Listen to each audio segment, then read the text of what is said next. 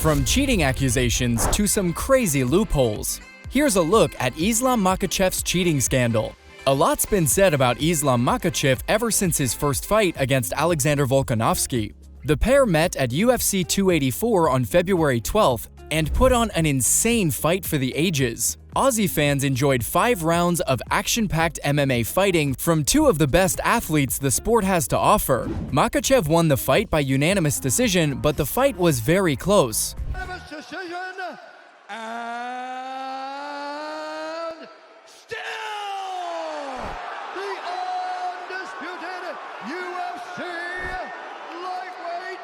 Champion of the world!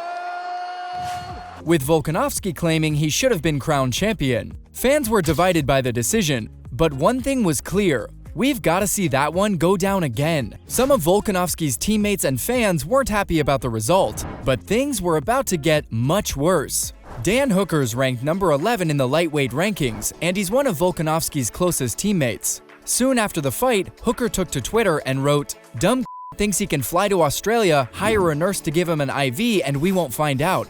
Cheating dog." And that wasn't his only tweet.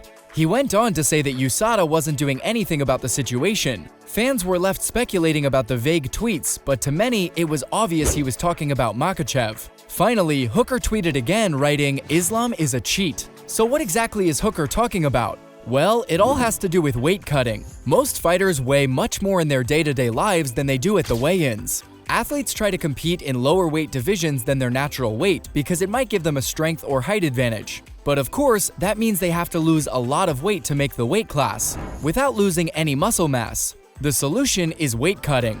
It's why a lot of fighters look like skeletons at weigh-ins but look like bodybuilders on fight day. How do they do it? Well, the trick is to dehydrate their bodies. And I mean really dehydrate. Believe it or not, the first step is to drink huge amounts of water. This may sound confusing, but it actually makes sense. 5 days before a fighter will drink up to 2 gallons of water in a single day.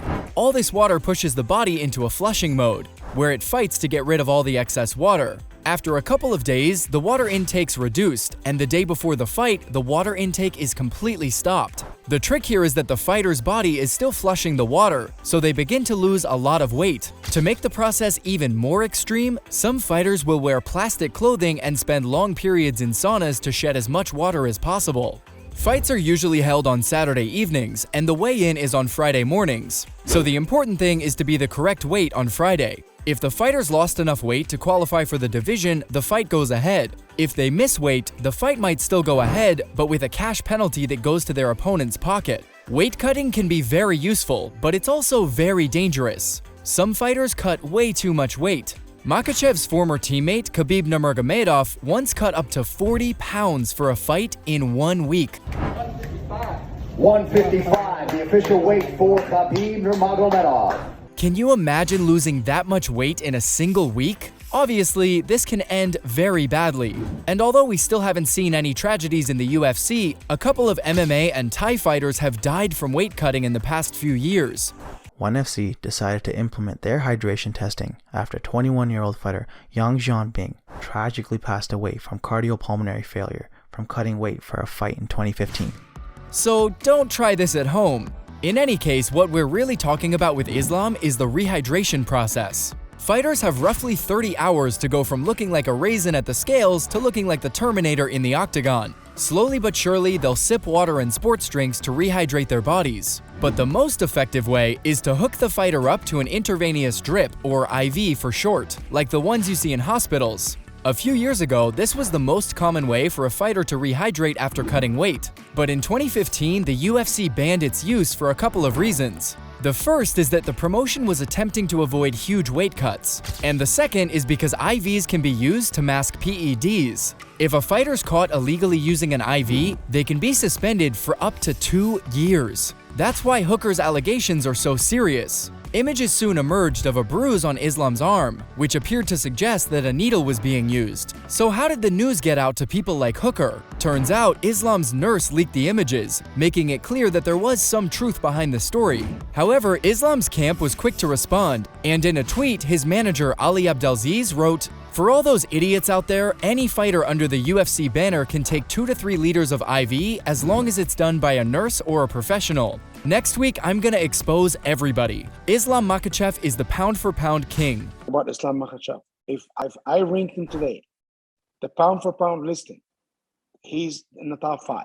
Ali has since deleted his tweet, and many feel that's a suspicious move. In any case, Ali's tweet doesn't deny Islam's use of the IV. It simply points to the fact that it's legal. But is he correct? The short answer is yes. IVs may be illegal in the UFC, but this case highlights some serious loopholes in the rule. The man in charge of these issues at the UFC is Jeff Nowitzki, and he also went on Twitter to clarify the details. Nowitzki revealed 2 main loopholes that have existed since 2019 when the rules were changed. Fighters can take up to 100 milliliters per 12-hour period, and if a doctor authorizes it, they can take as much as necessary. Obviously, both of those rules pose a problem. For one thing, it's difficult to determine if a fighter has actually used more than 100 milliliters in 12 hours. And 2, a doctor can pretty much always justify that decision. I mean, weight cutting's dangerous, so using a healthy method to rehydrate fast is always a good solution for doctors. So, as far as the UFC and USADA are concerned, IVs are pretty much completely legal.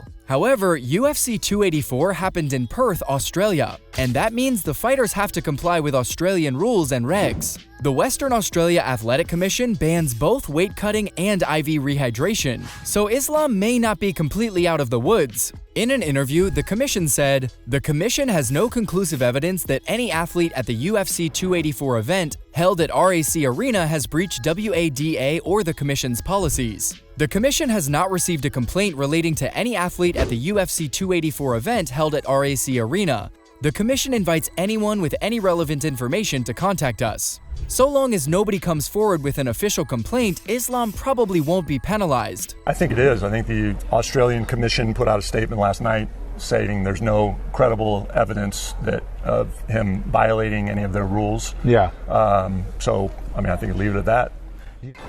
In any case, fans were already begging for a rematch with Volkanovski, and this situation makes it even more justified.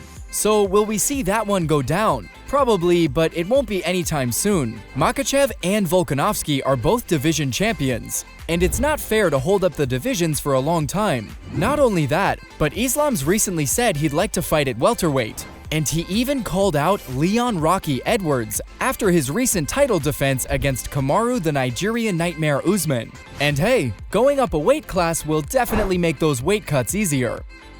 There you have it, fight fans. From cheating accusations to some crazy loopholes. That's a look at Islam Makhachev's cheating scandal.